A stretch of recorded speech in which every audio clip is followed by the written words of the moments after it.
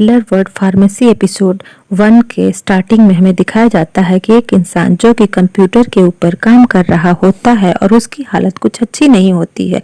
तभी उसकी सेक्रेटरी आकर उसे बताती है कि एक फार्मास्यूटिकल कंपनी के रिप्रेजेंटेटिव आए हुए हैं उनके रिसर्च को ज्वाइन करने के लिए। तो वो खुद को इंट्रोड्यूस करते हुए कहते हैं कि मेरा नाम कांजी है। आगे वो अपने सेक्रेटरी से कहते हैं कि वो उन्हें ले जाए रिसर्च वाली जगह पर और वो वहां जाएं जहां वो बाद में आ जाएंगे। रिप्रेजेंटेटिव जाते हुए कहते हैं कि लगता है प्रोफेसर कांजी वो काफी सारी चीजों पर रिसर्च कर रहे हैं और उनकी जो रिसर्च है वो दुनिया को काफी काम आने वाली है, उनके सारे मरीज बच जाएंगे। हमें दिखाया जाता है कि प्रोफेसर कांजी अपने स्नैक्स को खाते हैं जो कि असल में जंक फूड रहता है और वो अपनी फोटो को देखने लगते हैं और सोचते हैं कि किस तरह से उनकी छोटी बहन ने कहा था कि अगर वो दवाई खाकर सो जाएगी तो ठीक हो जाएगी, लेकिन उसकी छोटी बहन नहीं बच पाती है क्योंकि ट्यूमर ठीक नहीं हो पाया मेडिसिन की मदद से और आखिर में उन लोगों को हार माननी पड़ी। तब से प्रोफेसर ने सोच लिया था कि मेडिसिन को काम तो करना ही पड़ेगा, अगर ऐसी मेडिसिन है ही नहीं तो खुद बना लेंगे। जिसके बाद प्रोफेसर लेबोरेटरी में कुछ काम करने लगते हैं और अपने हाथ के ऊपर केमिकल थिनियोसिस खत्म होने का टाइम लिख लेते हैं। फिर वो वहां सोने लगते हैं, साथ ही साथ सोचने लगते हैं कि कितना टाइम हो गया उन्हें पेशेंट से मिले हुए। तभी उनकी सेक्रेटरी वहां आती है, लेकिन वह हैरान हो जाती है क्योंकि प्रोफेसर के शरीर में कोई भी मूवमेंट नहीं हो रही थी। और फिर हमें दिखाया जाता है कि वह कहती है कि फार्मा आखिर आप उठ ही गए। फिर फार्मा उठ जाता है और उसके सिर में दर्द होने लगता है। तो फिर वह लड़की कहती है कि उसके ऊपर बिजली गिरी थी तो वह इसलिए उन्हें इतना दर्द हो रहा है। फार्मा फिर अपने हाथों को देखता है और फिर वह वहां से जाकर खिड़की के बाहर देखता है और उस जगह को देखकर फार्मा पूरी तरह से हैरान हो जाता है। उसके बाद फार्मा उस लड़की से कहता है कि वह अपनी याददाश्त भूल गया है। वो लड़की बताती है कि वो फार्मा है और वह एक नोबल फैमिली से बिलोंग करता है। यह सुनकर फार्मा सोचने लगता है कि फार्मा नाम फार्मास्यूटिकल से काफी सिमिलर है।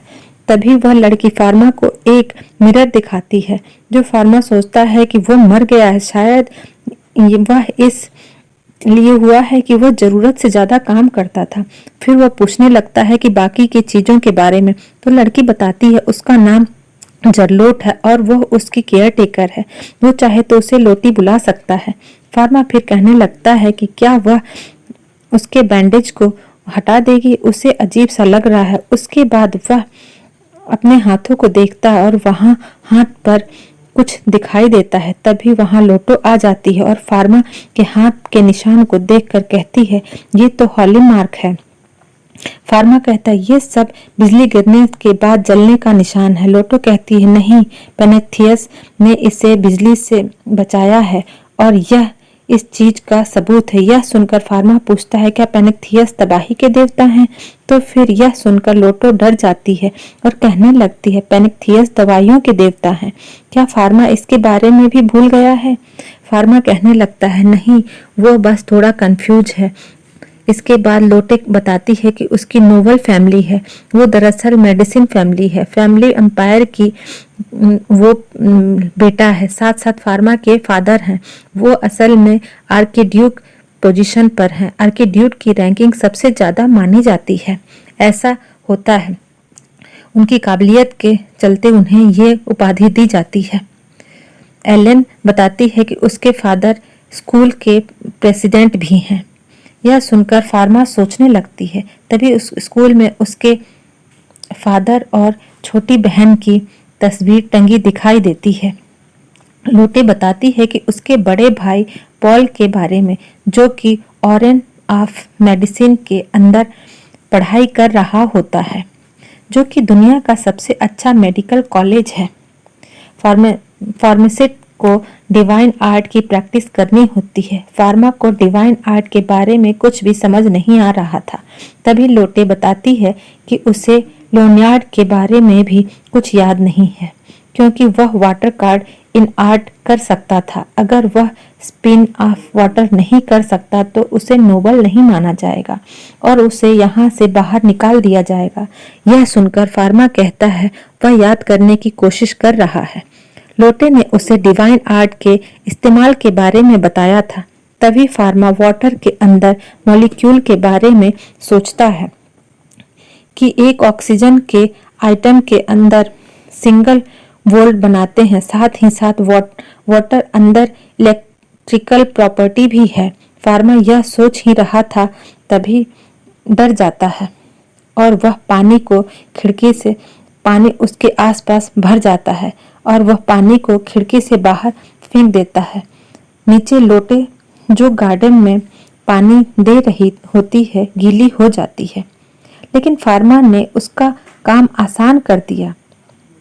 लेकिन फार्मा उसे सॉरी कहने लगता है क्योंकि उसकी वजह से वह गीली हो गई होती है। तब लोटो कहती है तुम सच में इस तरह की चीजें कर सकते हो। फार्मा अपने राइट हैंड से काम कर रहा होता है चीजें खत्म करने के लिए और लेफ्ट हैंड से चीजें बना देता है। लेकिन फार्मा ऐसे तभी कर सकता है जब उसे केमिकल स्ट्रक्चर के बारे में पता हो। उसके बाद वहां लोटे आ जाती है और कहती है आखिरकार तुम्हें डिवाइन आर्ट याद आ गया। लोटे थोड़ा डर कर कहती है कि फार्मा क्या तुम्हें सारी मेडिकल नॉलेज याद आ गई है, क्योंकि उसके जो फादर हैं अक्सर खाने के टाइम ऐसे ही सवाल पूछते हैं। फार्मा यह सुनकर थोड़ा डर जाता है। उसके बाद दिखाया जाता है कि फार्मा काफी बड़ी लाइब्रेरी के अंदर जाता है। वहां वह किताबों को पढ़ता है, लेकिन अभी फार्मा के मेमोरी में होती है, कुछ बातें उसकी मेमोरी में होती हैं। फिर फार्मा सोचने लगता है कि यह मेडिकल की चीजें पुराने जमाने की चीजों से काफी सिमिलर हैं। और फिर दिखाया जाता है कि सभी टेबल पर बैठकर खाना खा रहे होते हैं, जहां फार्मा अपने फादर के पास बैठा रहता है। उसकी माँ और छोटी बहन को फार्मा की काफी चिंता होती है, लेकिन वह यह सोचकर खुश भी हो रहे होते हैं कि फार्मा इतनी जल्दी ठीक हो रहा है। उसके बाद फार्मा की छोटी बहन डिवाइन आर्ट का इस्तेमाल करती है। यह देखकर फार्मा सोचता है कि उसे भी एक असली फार्मा की तरह जीना होगा। तभी उसके फादर पूछते हैं कि उसके हाथ पर जो निशान लगा हुआ था वह किस चीज से बना हुआ था। फार्मा उनके सभी सवालों का जवाब देता है तो उसके फादर कहते हैं कि अब तुम ठीक हो रहे हो और तुम हमारे साथ आगे की चीजें सीख सकते हो। इसके बाद दिखाया जाता है कि फार्मा इलेनियोर के साथ रहता है, लेकिन इलेनियोर कहती है कि तुम काफी बदल गए हो, तुम्हें मैं याद नहीं हूँ, मैं तुम्हारी ट्यूटर हूँ और तुम मुझे एलन बुलाया करते थे। तो फार्मा बोलता है उसके ऊपर बिजली गिर गई थी जिस कारण उसकी याददाश्त चली गई है। तभी एलन बोलती है कि आज डिवाइन आर्ट की प्रैक्टिस फिर करते हैं। फिर वह बताती है कि नोबल फैमिली के लोग डिवाइन आर्ट की प्रैक्टिस कर सकते हैं। एलन बताती है सभी नोबल फैमिली के पास प्रैक्टिस का एक कोड है। एलन बताती है कि आर्ट में 5 तरह के एलिमेंट्स होते हैं, फायर, वाटर, एयर, अर्थ और नन में बटा होता है। पॉजिटिव और नेगेटिव फार्मा कहने लगता है। फिर फार्मा कहता है फायर और वाटर जैसे एट्रीब्यूट समझ में आ गए हैं, लेकिन नन क्या है? तो फिर एलन बताती है नन का मतलब है नॉन स्टैंडर्ड एट्रीब्यूट। यह 300 सालों से किसी को नहीं दिखाई दिया है। आखिर एक इंसान किस तरह सारे सब्सटेंस को बना सकता है? यह पूरी तरह से नामुमकिन है। अगर इस तरह की ताकत किसी इंसान में है तो यह या तो वो गॉड है या फिर मॉन्स्टर। एलन प्रैक्टिस के लिए जगह ढूंढ लेती है और फिर फार्मा से अपनी वॉर्ड के बारे में पूछती है। फार्मा कहता है कहीं आप वही चीज जो मेरे बेड पर पड़ी थी उसकी बात तो नहीं कर रही? फार्मा कहता है वह क्या चीज है? एलन कहती है कि वॉट एक तरह का रॉड है जिसकी सहायता से डिवाइन पावर को बढ़ाया जाता है और उसी से उसे कंट्रोल भी किया जाता है। अभी वर्ड इस्तेमाल करेंगे, आगे यह सारे एनर्जी को एक साथ लाकर काफी ज्यादा बड़ा सा फाउंटेन खड़ा कर देती है, जिसके बाद वह स्टाइल भी मारने लगती है और उसके पीछे रेनबो आ जाता है। और फिर फार्मा कहने लगती है कि इसका इस्तेमाल करना इतना मुश्किल नहीं है, तो तुम यह कर सकते हो।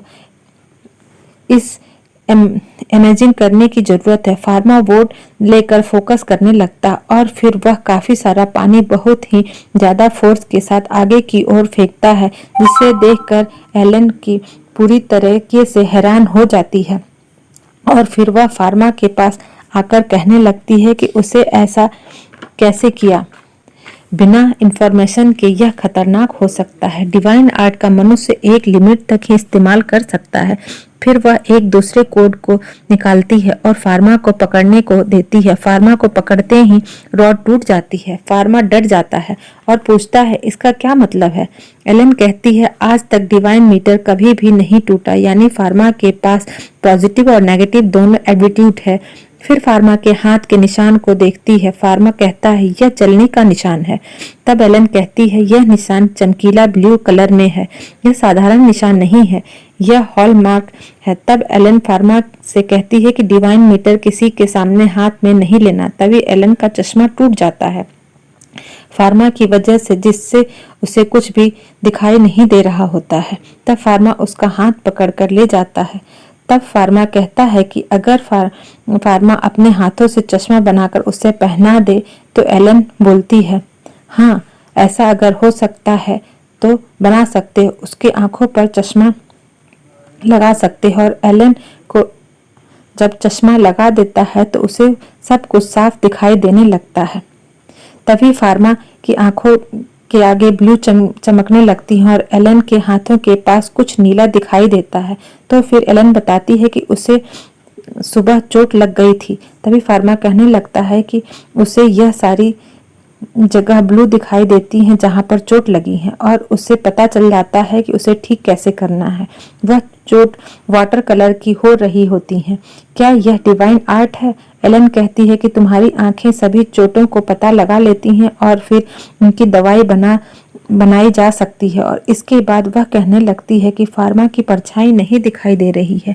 फिर वह देखकर काफी डर करके भाग जाता। फार्मा उसे रोकने की कोशिश करता है, लेकिन एलन वहां से चिल्लाकर भागने लगती है। फार्मा बोलता है कि रुको रुको, लेकिन एलन बोलती है, नहीं, तुम्हारी परछाई कहाँ है? अगले एपिसोड में आगे देखते हैं।